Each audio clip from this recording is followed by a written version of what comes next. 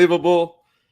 The Big House in Ann Arbor, Michigan, a burnt orange takeover, if you will, Stevie Lee.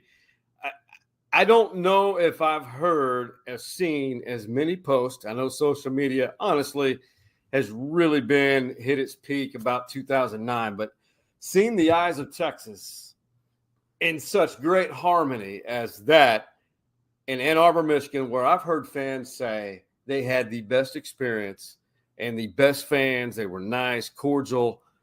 When you heard that and you saw all those people's video after Texas beat Michigan in the Big House, one of the historic, iconic venues, what were your thoughts? That was fun, man. It was fun to watch. I don't know, man. It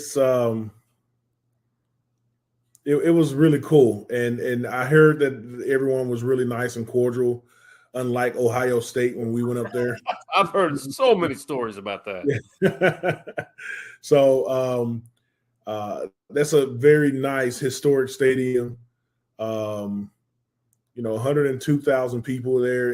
And for Texas to go in there, do what they did and the way they did it, it was fantastic. Put a big smile on my face yesterday.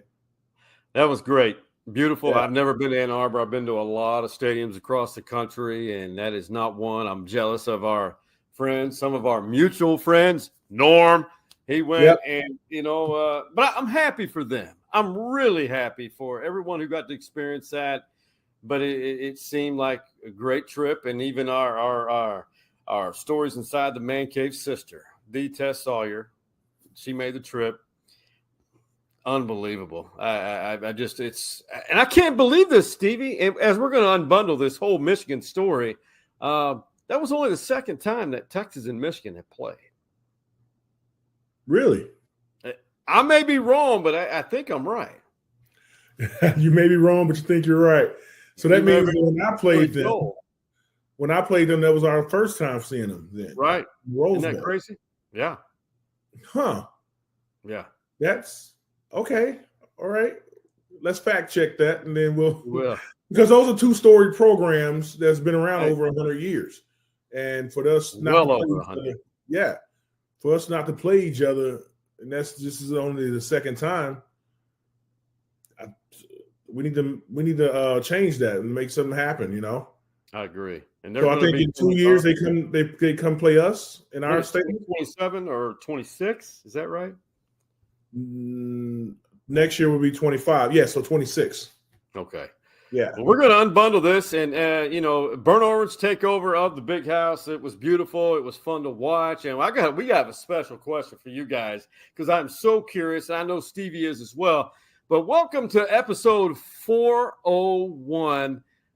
It's shocking to put that big ass number on there, but it's beautiful. I am Sean Clinch. This is Stevie Lee, former Longhorn defensive tackle, and he's a positive guy. And both of us love when you follow us on social media. Go to all those platforms, follow us. I need to do some work and catch up on TikTok. I have not done a good job on TikTok, Stevie. It's just so many platforms, but that's where everyone is. And we love our sponsors, particularly for this series, and they're our friends. And they are like a Stories Inside the Man Cave family member, all the Hargroves and Coach Ab at the Hargrove Roofing office off of Ashdale, the street I grew up on. Beautiful. It's amazing how that works out. But awesome. Stevie Lee says it best about Hargrove Roofing. Hargrove Roofing, know who's on your roof. No doubt about it. Hey, while we're at it, that win, that 31-12, 19-point win over Michigan ended a lot of streaks. Not only was Michigan the defending national champions, they lost a lot of players on that team, but our friend John Bianco, the legendary sports information director at UT, he highlighted the streaks that Texas ended. 16 straight wins, done. 23 straight home wins, done. 29 straight regular season wins. That was a Big 12, Big 10 record, and 15 straight non-conference wins. And last but not least, first non-conference home loss in over a decade. Whoa. Texas put their name on it. Took it down, man. Wow, that's awesome. I didn't know all that, man. That's good. That's that's good to go into someplace that hostile, and to take down all those streaks off of them. That's big for the University of Texas and that football team for their confidence going into the rest of this season. Well, I think just by the body language, I felt like Texas went in and it was very businesslike, unlike some teams in the past. Yeah, they were happy, but it didn't seem like it was that big of a deal for them. I love their demeanor in the tunnel. When they went in, they were jacked. Obviously every team's jacked up and fired up, but very businesslike approach. They just did their thing, so to speak. It's very surface level. So good stats provided by the John Bianco, who's been doing it since, when he started, I had a lot of hair, Stevie. A lot of hair. But, yeah, thank you. That was awesome to see those. And but streaks, congrats to Michigan, man. They came back, and they've had a good run. And what it meant to the Michigan folks. Let's check in with Sharon Moore, who took over for the coach Harbaugh, and this was Michigan after that loss to Texas. For us, it's a loss. You haven't had one of these in a long time, so you definitely feel it. Our kids feel it.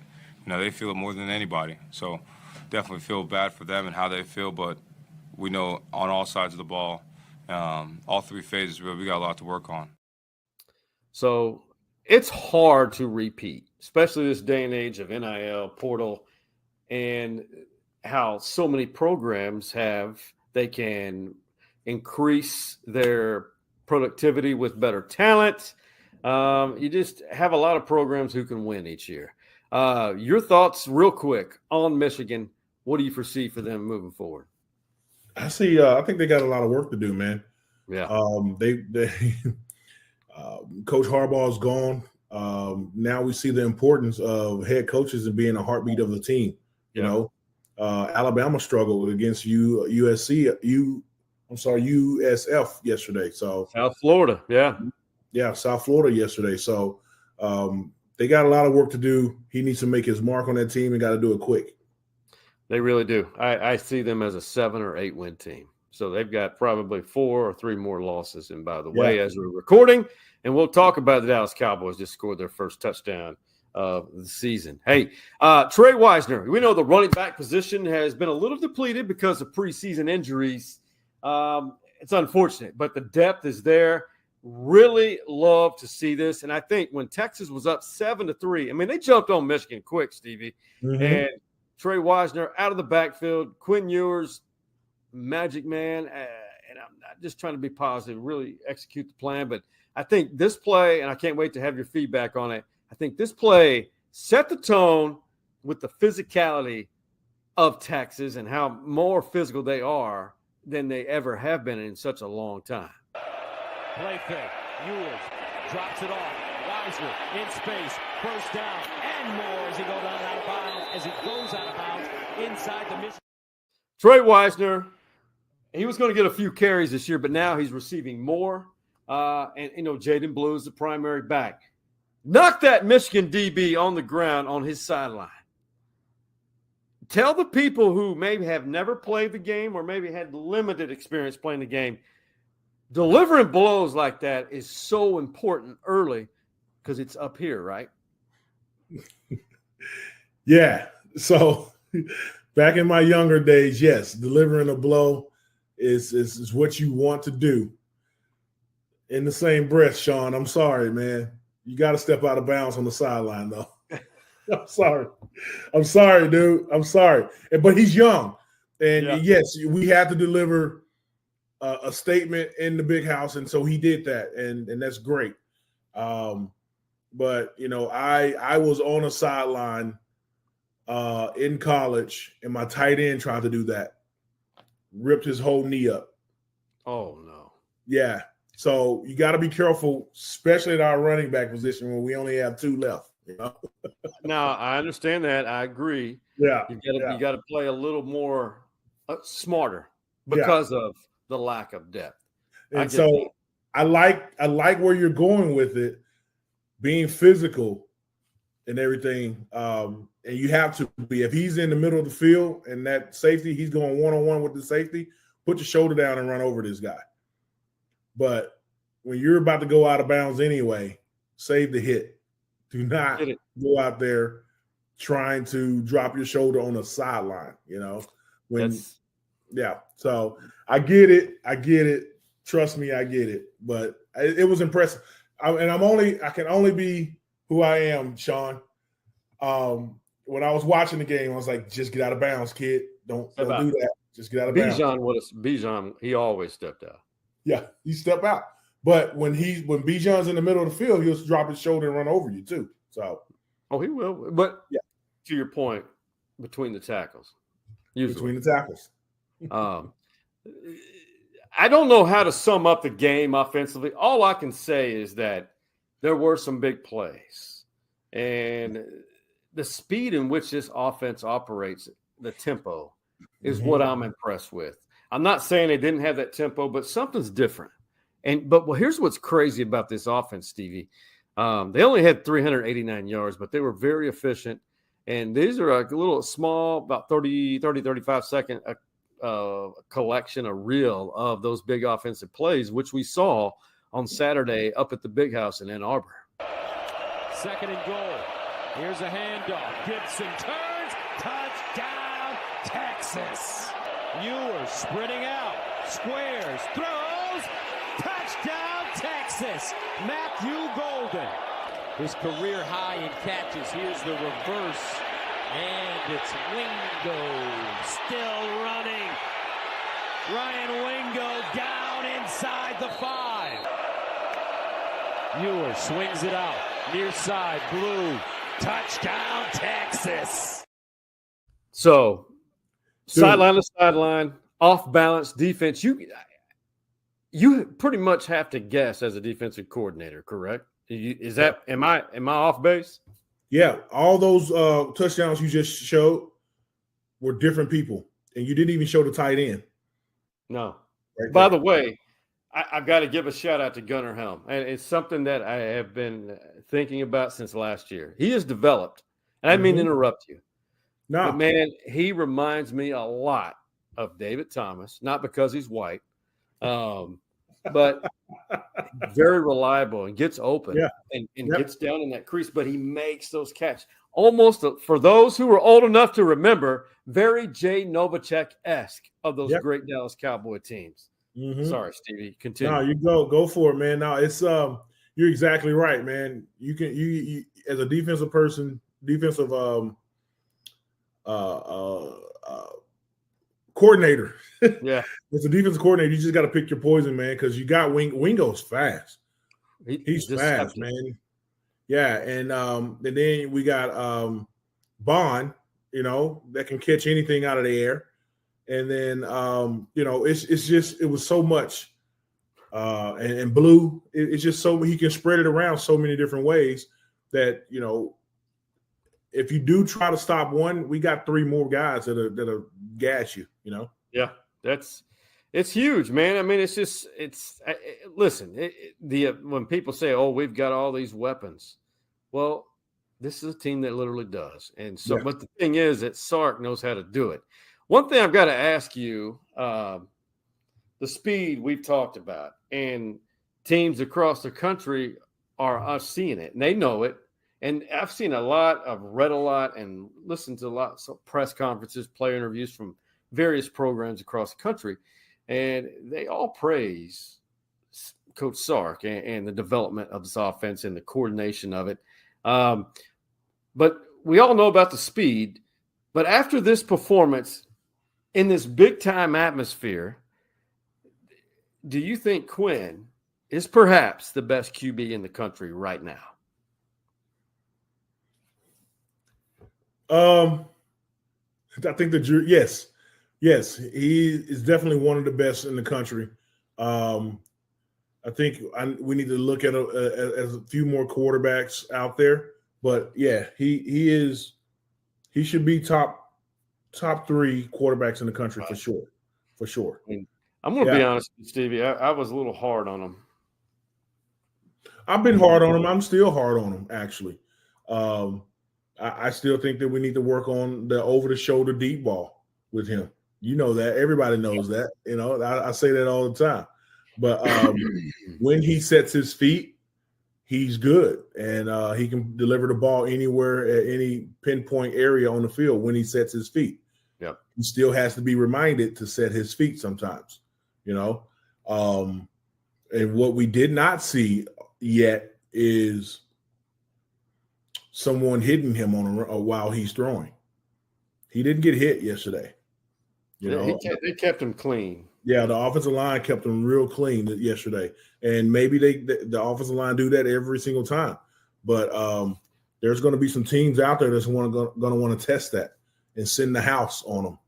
And he, you know, got to do really good with pre-snap tips and things like that. But if you put a man around his feet or a man in his face or hit him a couple times, we haven't seen what he'll do with that yet.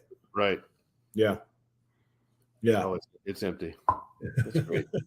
No, that's there's going to be some great SEC defensive coordinators who are going to throw the sink at him, so to speak. Right now, I feel like Quinn Ewers is the best quarterback in the country because of how he executes the offense.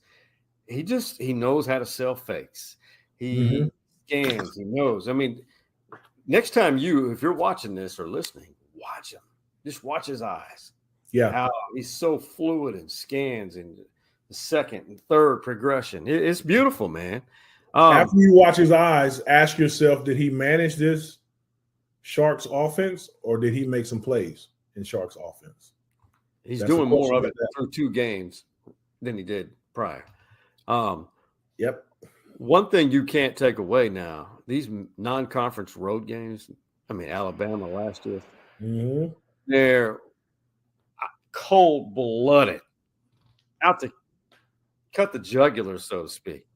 And Sark was asked about that as well as the players, but we'll start out with Sark. I kind of want to hear what you have to say because this is becoming new to this Texas program that I haven't seen in forever.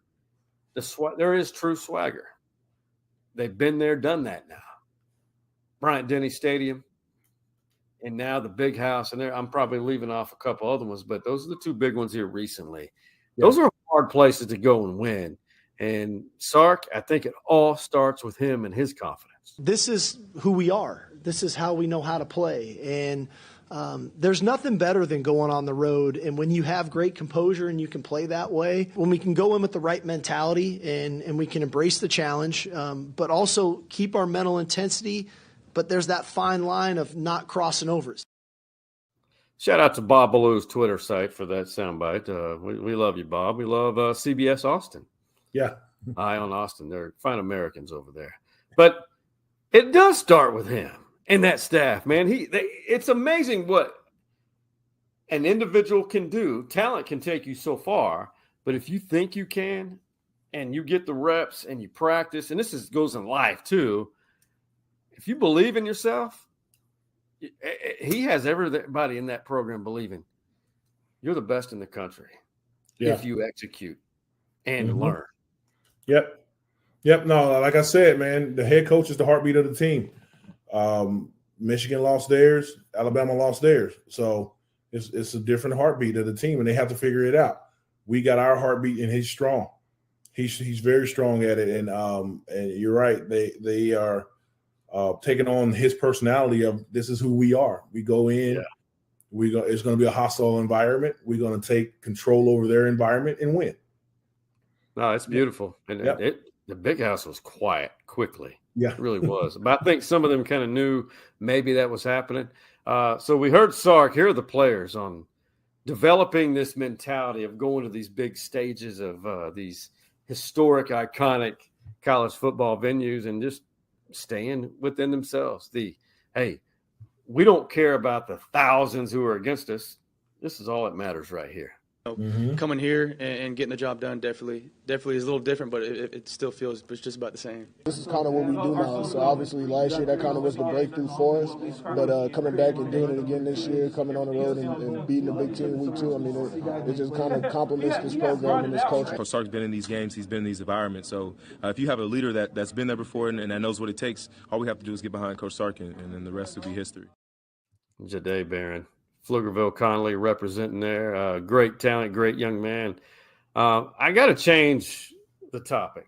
Can we go ahead and say, or is it too early? You're a defensive guy who's also a positive guy, Stevie Lee, but can we say this Texas defense is an elite defense?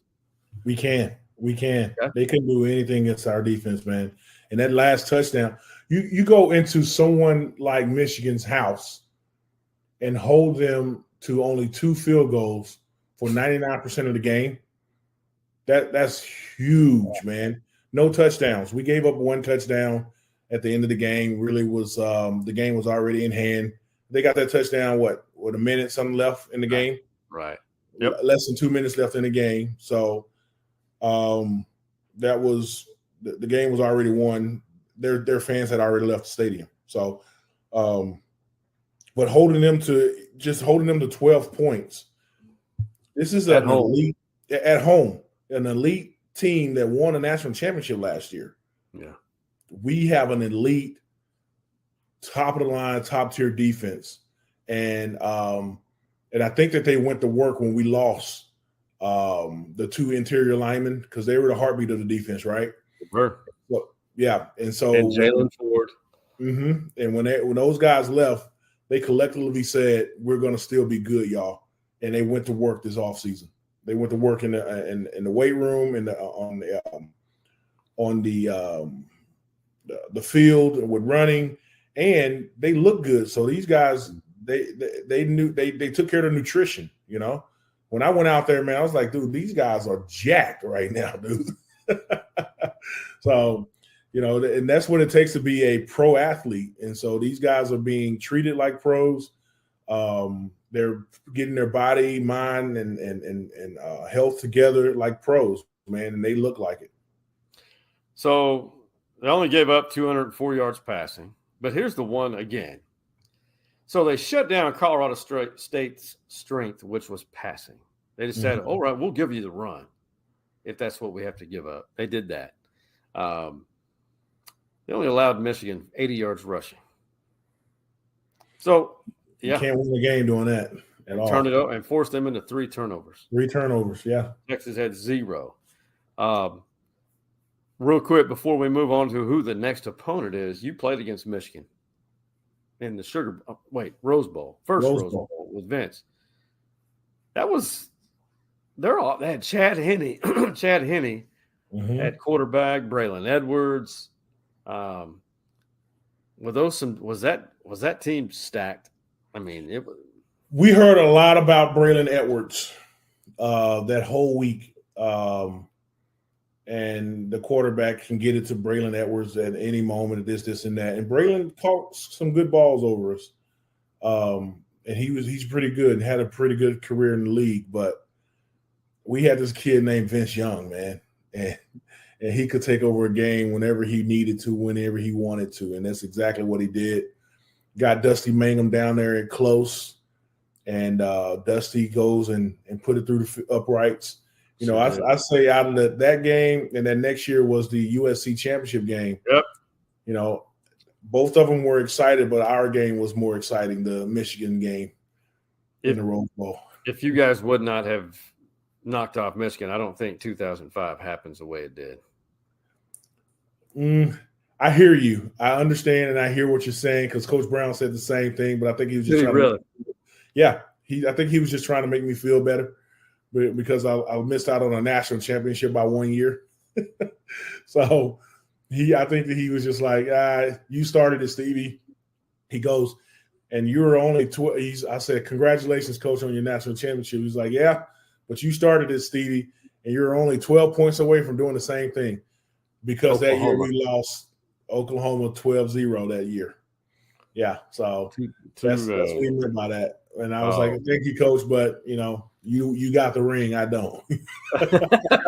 You got an honorary ring. Yeah, man. All right. You know the cliche. You got to go 1-0. You got to go 1-0 each week. Doesn't matter the opponent, from Michigan to the Roadrunners. And that all starts with me. And we've got to get it figured out. We're probably fixing to play the best team in the country next week on the road again in an environment that's even crazier than that environment was. So Jeff Traylor, a friend of the program, fan of Stories Inside the Man Cave podcast, great human being, fine American, done a great job with that program at UTSA. They took one on the chin. I think it's so the I-35 series. I think it's the first time that UTSA has lost to Texas State. I mean, Texas State put it on them 49-10. That's what's shocking about all this. Ooh, yeah, man, that is shocking, dude. Like, I thought Texas, San Antonio was. I thought that they were going out and do better than what they did against Texas State. But now, let's not sleep on Texas State. They're a good football team. Yep. Yeah. But 49-10, that's pretty tough. I mean, UTSA has lost some really good players to the NFL or eligibility. The good quarterback they had for multiple years, Frank Harris, is no longer playing football. But I guarantee you they're going to come in here and give Texas a game. But did you hear what Coach Traylor said? The best team in the country. Yep, I heard Texas. that. I heard that. That's wild. Well, speaking of Texas State, they've got something brewing. They really do. And I really think San Marvelous is going to be a college football hotspot in a matter of time.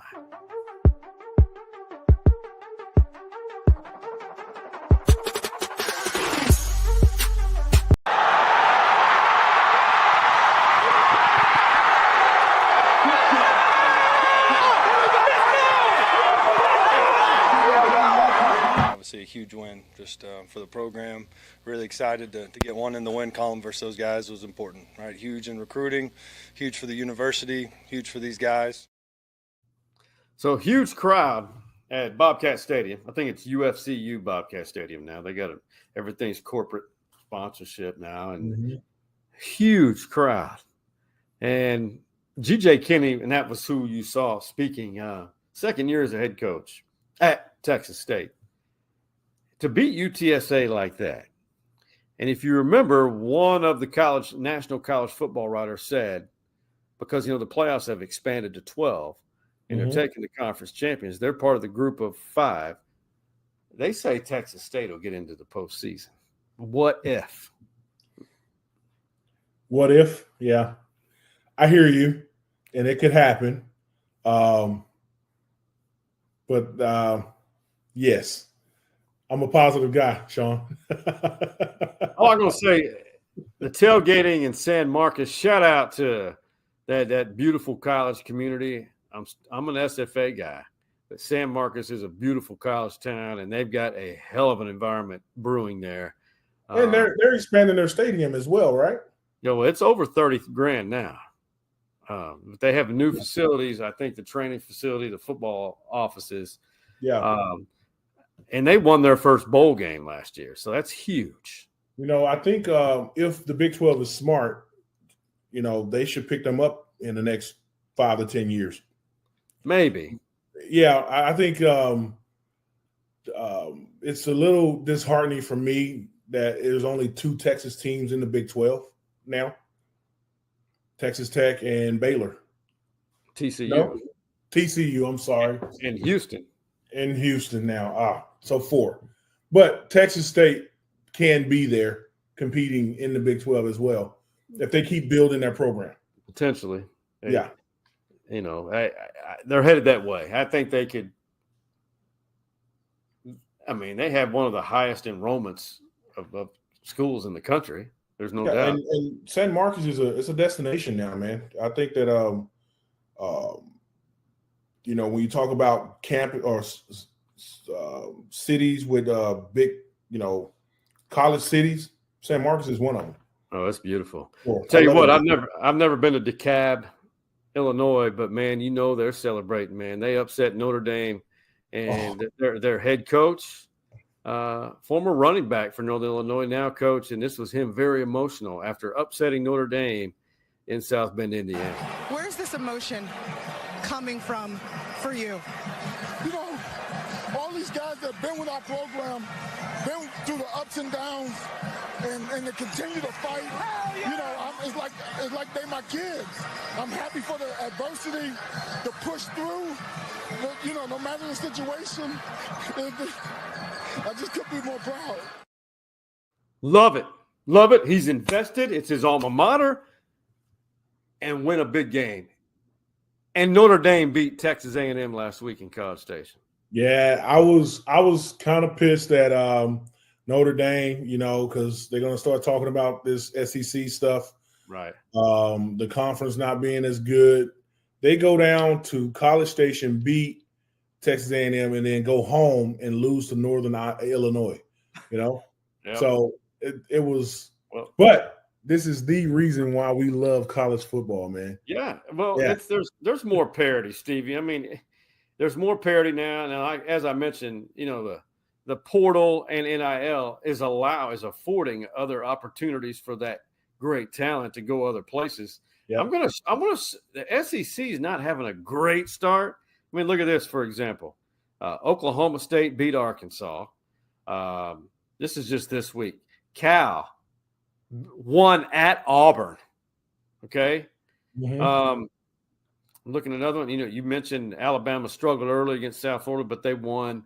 Mm-hmm. Hey, how about Florida knocking off Stanford? Tennessee got a good win. I'm just looking here to see if there's anything. Of course, Oklahoma, Arizona State beat Mississippi State. How about let's switch gears and talk about one more thing, just real quick. Tennessee's going to be a problem. Tennessee's a good team.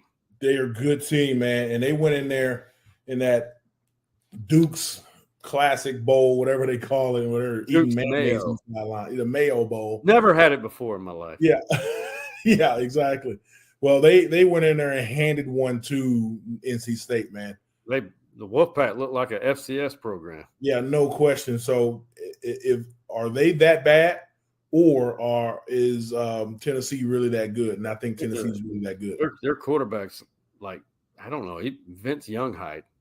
Yeah, yes. Let's continue this conversation about the SEC. Yeah.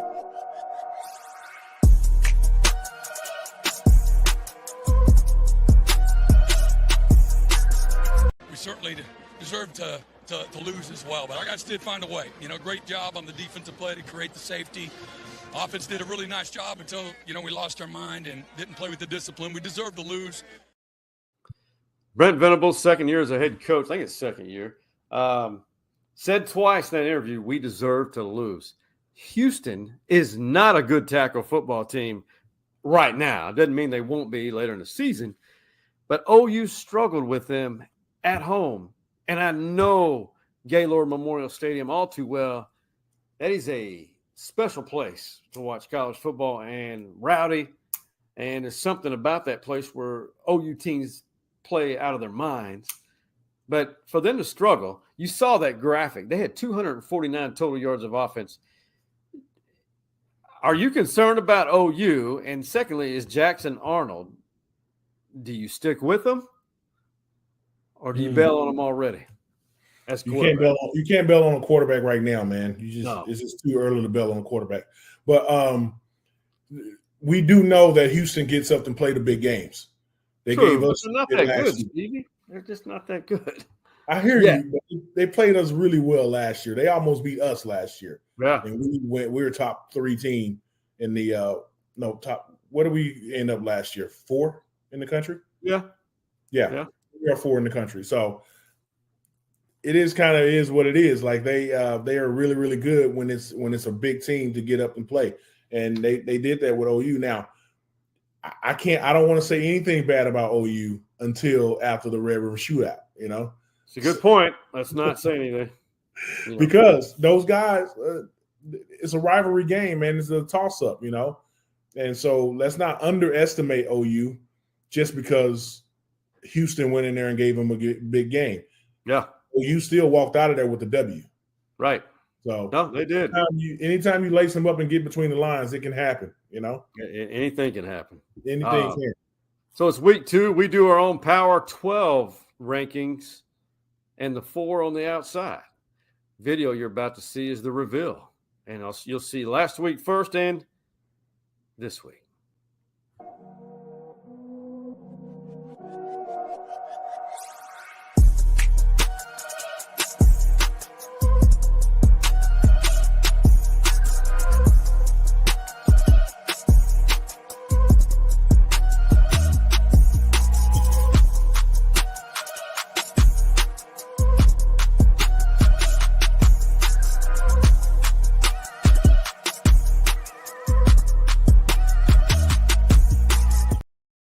All right, Stevie, we're going to bring it up full screen for us here, too. You got to have a little drama. Everybody loves a little with a music with a beat there. But Texas, in my opinion, I know the AP. Hey, I released this before the AP came out. I just want to take responsibility for that. I do think Texas is justified to leapfrog Ohio State because Ohio State did what they took care of business, destroying their opponent. But Texas went into the Big House and not only won, but won by double digits. But look at this. 3 of the 5 SEC, 4, and if he keeps going, Missouri, Tennessee. I had to remove Michigan and put them on the 4 on the outside. And Stevie, I thought Oregon, man, we'll get to that in a minute, but they struggled against Idaho in week 1 and had to rally back to beat Boise State on Saturday night. I just don't think they're top 10 material. Meanwhile, Miami starting to look like old Miami, and USC, they're right there. Mm-hmm. I don't know if I would have dropped Michigan that far down. They're not.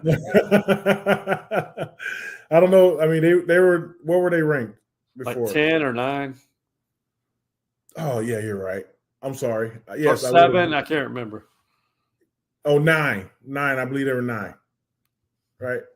One of those. Yeah. Then yes, I think you're spot on.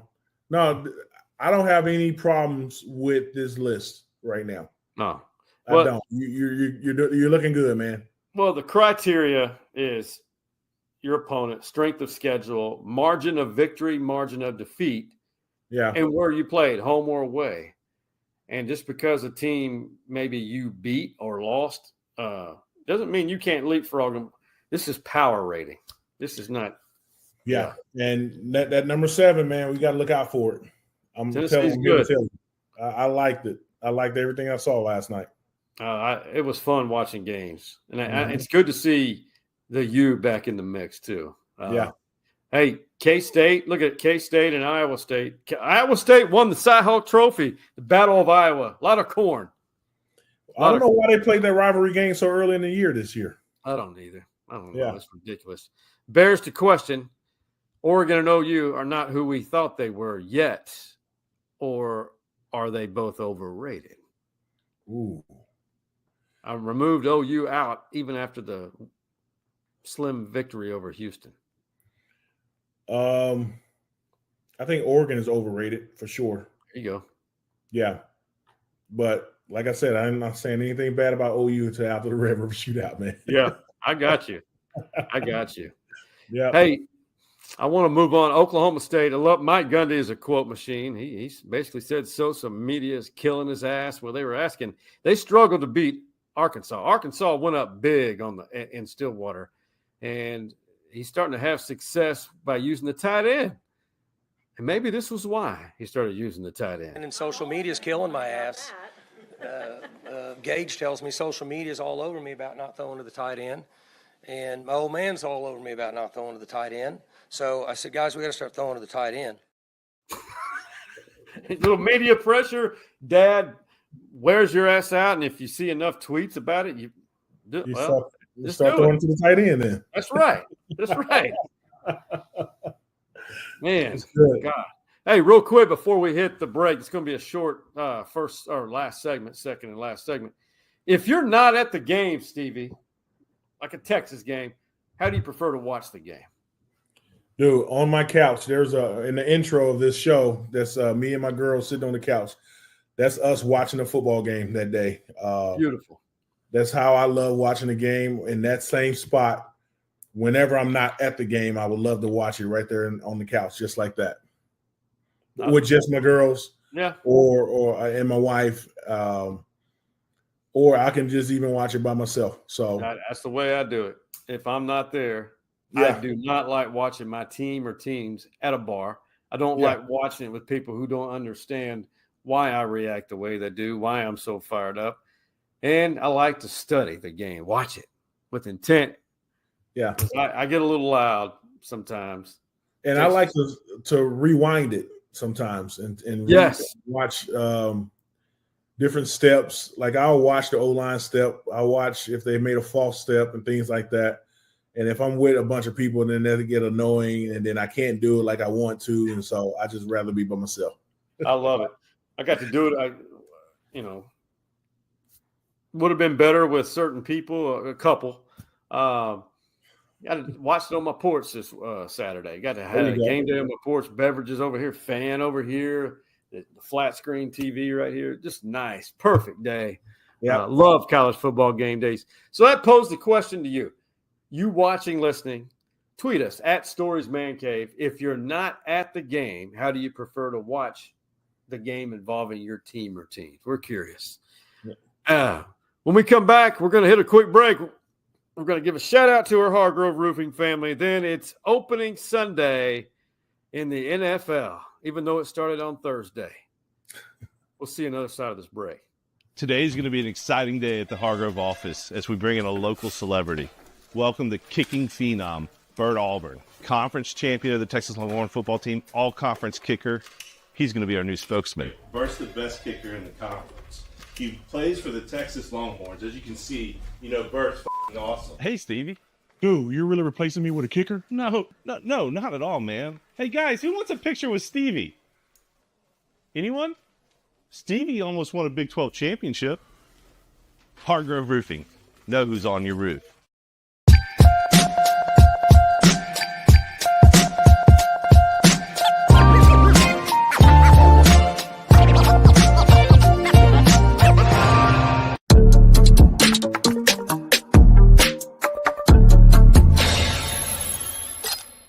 All right, Stevie Lee, you saw the Dallas Cowboys. We're going to amp up, pick up the RPMs here as we're recording this episode because we didn't want to interfere with game watching on the NFL. Dallas Cowboys are playing as we speak, but literally right before they took the field for warm-ups, they announced that they had signed quarterback Dak Prescott, making him the richest, highest-paid player in the league history, I think.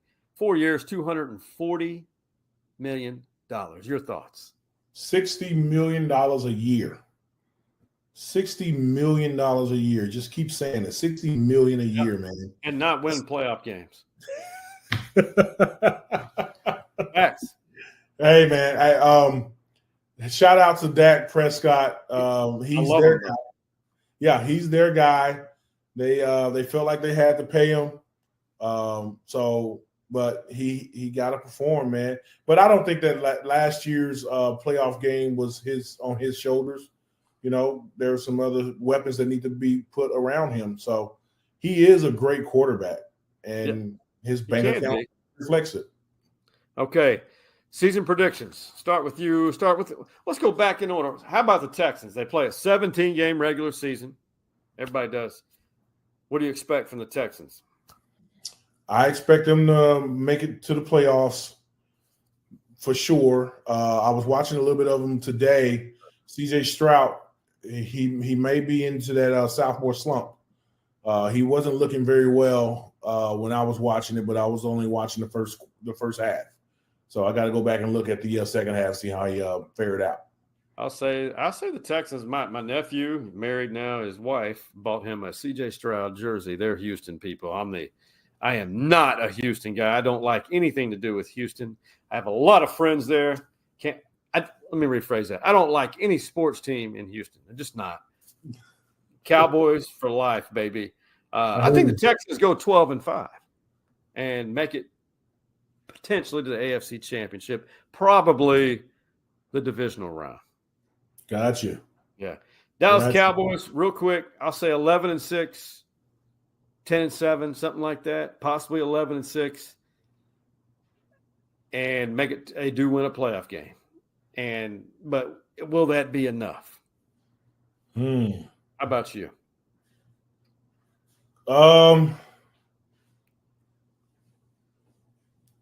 Yeah, I'm right there with you. God, I don't want to be with you, man. I want to see Super Bowl. I really do. I do, but I don't think they have it, man.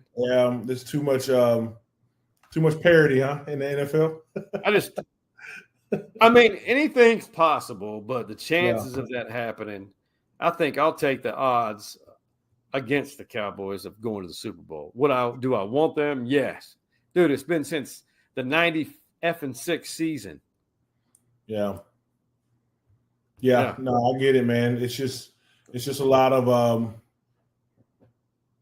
you got golly. I want to see them in the Super Bowl.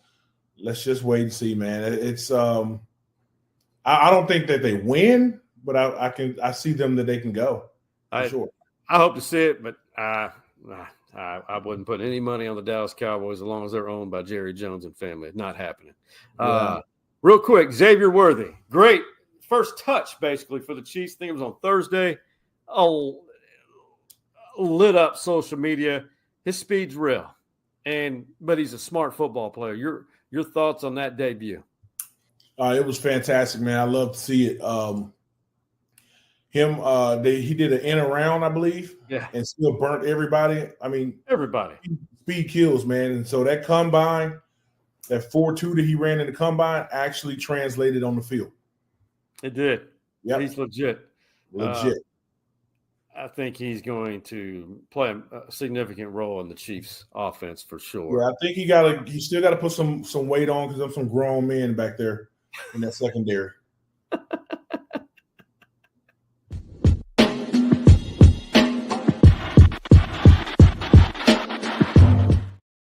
All right, Stevie, we're month of September. What's a good spot for these fine people to go in Austin?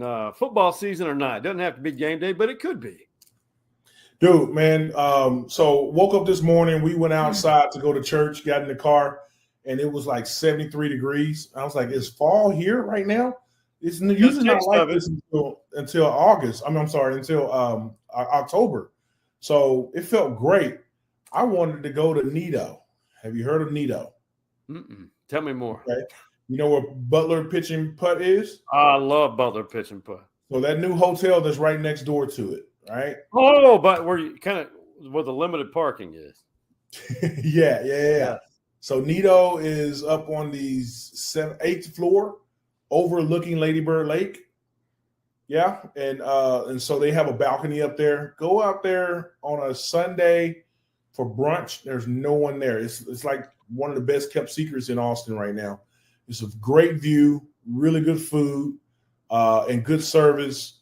Fantastic drinks that's going to cost you more than your meal, but it's a cool place. And right now at 75 to 80 degrees outside, it feels great, fantastic, nice breeze up there too, man. Oh, neat. How do you spell it? Nido. Nido. Nido's. Is at the Lorraine Hotel. Oh, I know exactly where it is.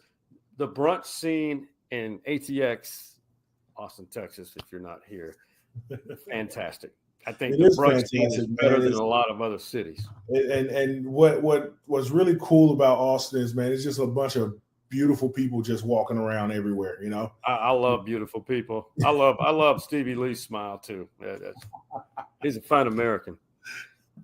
Hey, to add to your pro tip before we start wrapping things up, me and the lady friend, there's a pro tip. I like her a lot. I like doing things with her. She's nice to look at. She's funny. Windy Point is an old school Austin deal. It's privately owned, the Windy Point Park. Dude, Park. Yeah. Right on Lake Travis. Had the best time. $10 a person. That's nothing. Great people. Good vibe. Relaxing. And you can camp there. It's just, they got a lot of plans, but it's privately owned. One of the last privately owned places in Travis County. And that's all I've got to say about that. I've been here for 25 years and haven't never been there. It's beautiful, brother. I'll check it out.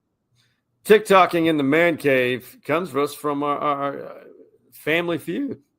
Our guy, the modern day host. You know it's going to be comical. Name a part of your husband that you wish wasn't so darn hairy.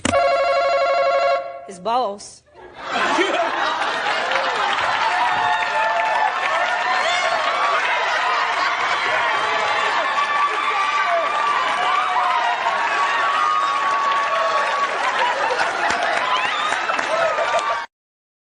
Oh, Steve Harvey stunned. Oh, Shonda wasn't afraid to drop the balls on it.